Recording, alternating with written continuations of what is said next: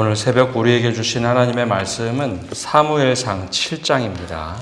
제 7장.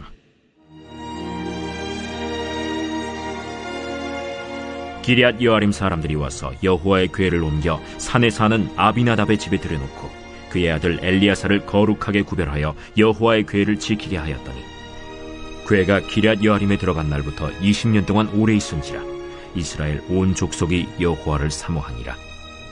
사무엘이 이스라엘 온 족속에게 말하여 이르되, 만일 너희가 전심으로 여호와께 돌아오려거든 이방 신들과 아스타롯을 너희 중에서 제거하고 너희 마음을 여호와께로 향하여 그만을 섬기라. 그리하면 너희를 블레셋 사람의 손에서 건져내시리라. 이에 이스라엘 자손이 바알들과 아스타롯을 제거하고 여호와만 섬기니라. 사무엘이 이르되, 온 이스라엘은 미스바로 모이라. 내가 너희를 위하여 여호와께 기도하리라. 그들이 미스바에 모여 물을 길어 여호와 앞에 붓고 그날 종일 금식하고 거기에서 이르되, 우리가 여호와께 범죄하였나이다 하니라. 사무엘이 미스바에서 이스라엘 자손을 다스리니라. 이스라엘 자손이 미스바에 모였다 함을 블레셋 사람들이 듣고 그들의 방백들이 이스라엘을 치러 올라온지라. 이스라엘 자손들이 듣고 블레셋 사람들을 두려워하여 이스라엘 자손이 사무엘에게 이르되, 당신은 우리를 위하여 우리 하나님 여호와께 쉬지 말고 부르짖어 우리를 블레셋 사람들의 손에서 구원하시게 하소서 하니 사무엘이 젖 먹는 어린 양 하나를 가져다가 온전한 번제를 여호와께 드리고 이스라엘을 위하여 여호와께 부르짖음에 여호와께서 응답하셨더라. 사무엘이 번제를 드릴 때 블레셋 사람이 이스라엘과 싸우려고 가까이 오매 그날에 여호와께서 블레셋 사람에게 큰 우레를 발하여 그들을 어지럽게 하시니 그들이 이스라엘 앞에 패한지라. 이스라엘 사람들이 미스바에서 나가서 블레셋 사람들을 추격하여 벳갈 아래에 이르기까지 쳤더라. 사무엘이 돌을 취하여 미스바와 센 사이에 세워 이르되, 여호와께서 여기까지 우리를 도우셨다 하고 그 이름을 에베네셀이라 하니라. 이에 블레셋 사람들이 굴복하여 다시는 이스라엘 지역 안에 들어오지 못하였으며 여호와의 손이 사무엘이 사는 날 동안에 블레셋 사람을 막으시매 블레셋 사람들이 이스라엘에게서 빼앗았던 성읍이 에그론부터 가드까지 이스라엘에게 회복되니 이스라엘이 그 사방 지역을 블레셋 사람들의 손에서 도로 찾았고 또 이스라엘과 아모리 사람 사이에 평화가 있었더라. 사무엘이 사는 날 동안에 이스라엘을 다스렸으되 해마다 베델과 길갈과 미스바로 순회하여 그 모든 곳에서 이스라엘을 다스렸고 라마로 돌아왔으니 이는 거기에 자기 집이 있음이니라. 거기서도 이스라엘을 다스렸으며 또 거기에 여호와를 위하여 제단을 쌓았더라.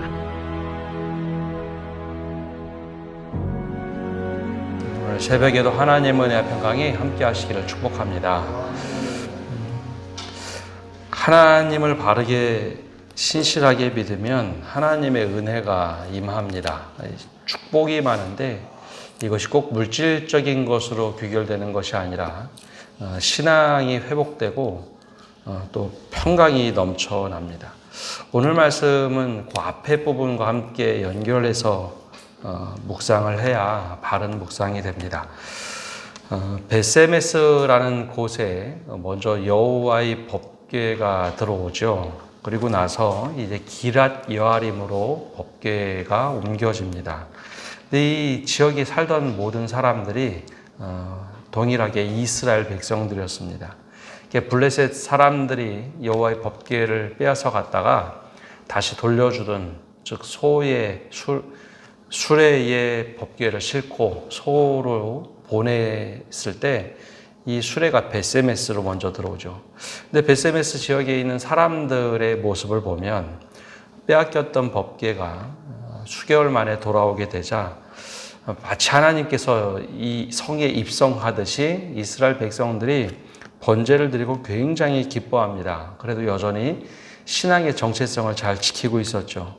그런데 그와 다르게 이 백성들이 하나님께서 엄격하게 금지했던 이 법궤를, 언약궤를 열어보게 되죠. 그리고 나서 수많은 사람들이 죽게 됩니다. 이제 신앙은 있으나 온전한 신앙이 아니라 이제 호기심도 있고 궁금한 것도 있고 금지한 것을 그냥 서스럼 없이 하는 일. 그러면 이제 베세메스에서 이 사람들이 원래 어떻게 하는 게 제일 좋았을까요? 법궤를 열어보는 것, 호기심과 여러 가지 궁금증 때문에 열어봤다. 그러면 그 다음에 그들에게 필요한 것은 회개입니다. 우리가 정말 하나님 앞에 자복하고 회복의 은혜를 달라고 또 회개를 하고 돌이키면 참 좋았을 텐데 베세메스는 그렇게 하지 않습니다. 베세메스 사람들이 너무 두려운 겁니다.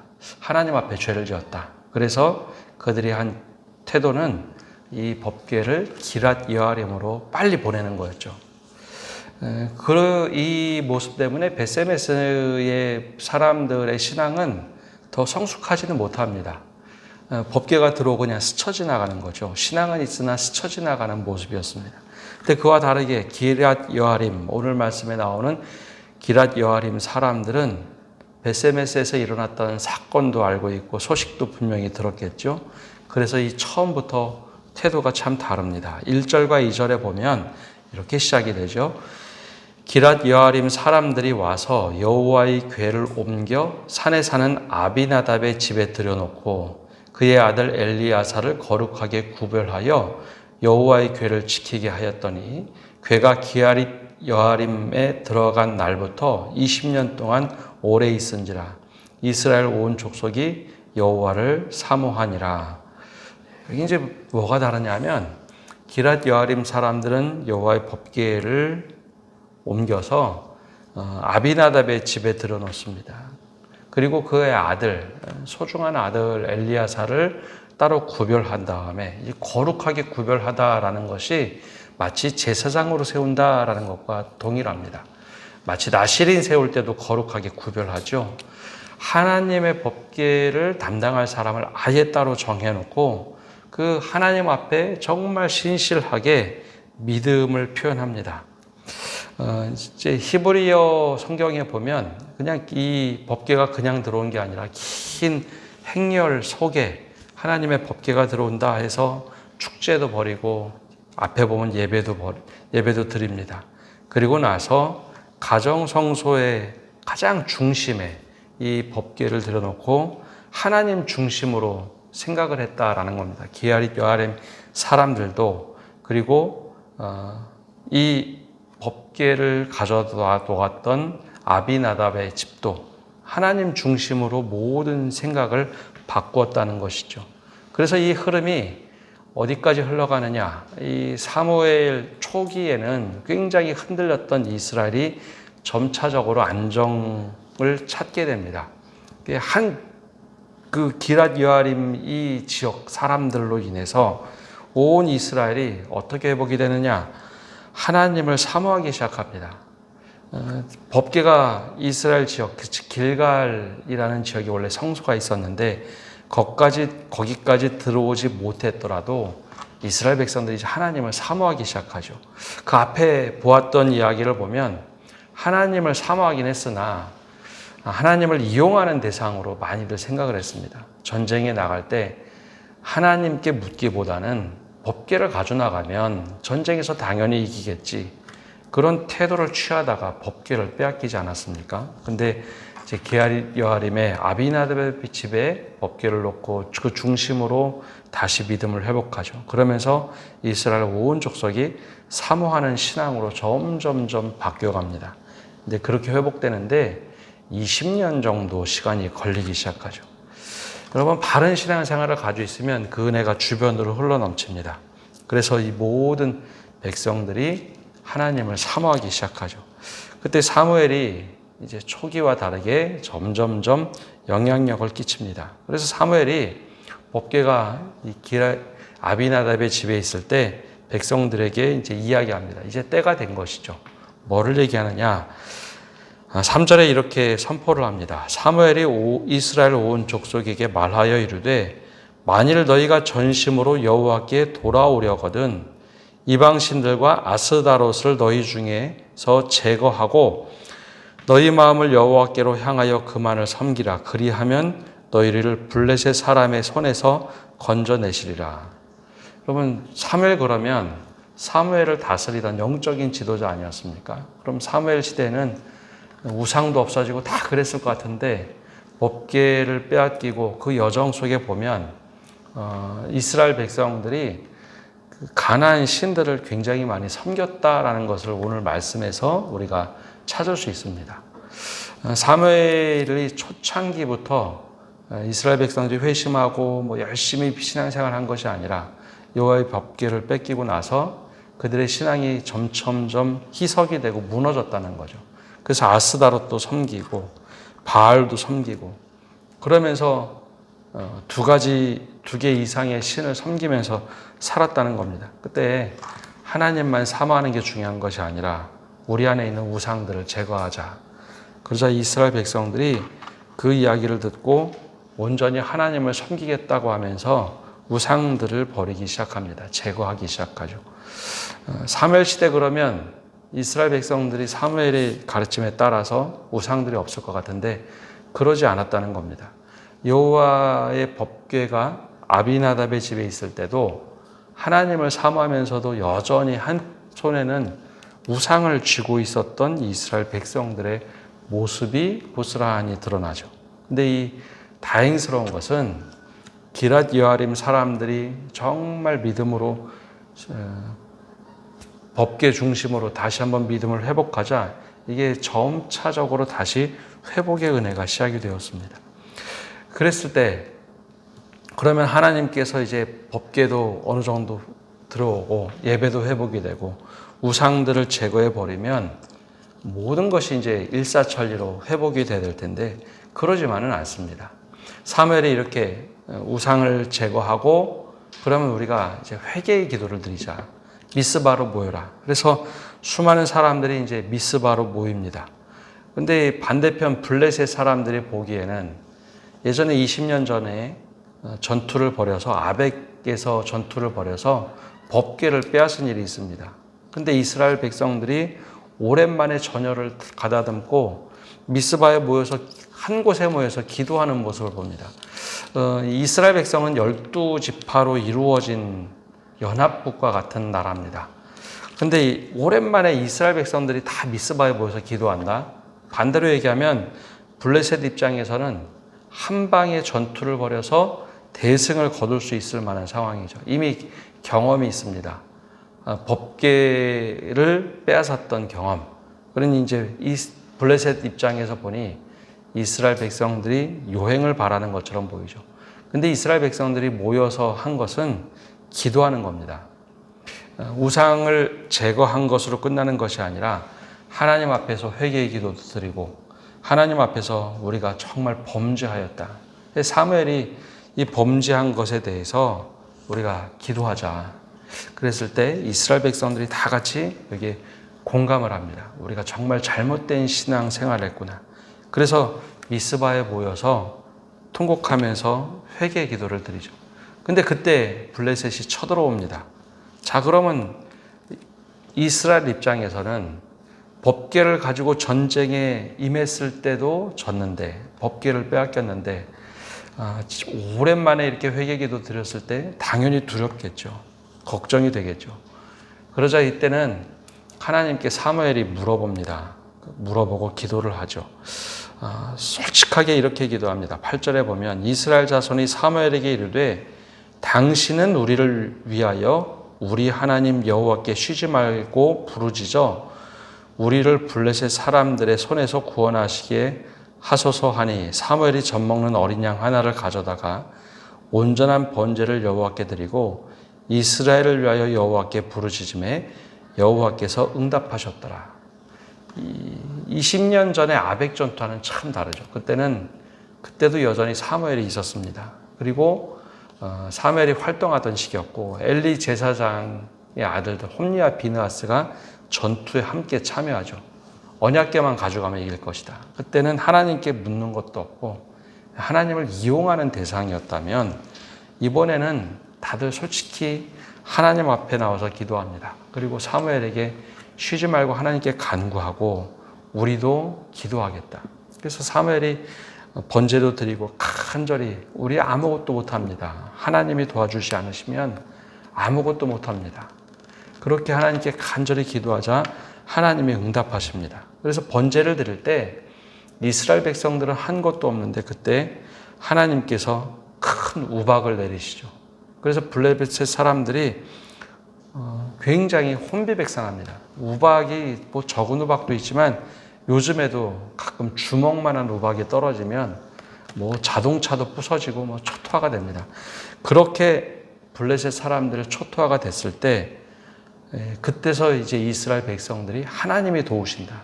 그러면서 적진에 내려가서 대승을 거두죠. 추격합니다. 그래서 백갈에 이르기까지 대승을 거둡니다. 그때 사무엘이 그런 고백을 하며 우리가 잘 알고 있는 에베네셀의 돌을 세웁니다. 12절에 보면 이렇게 고백을 하죠.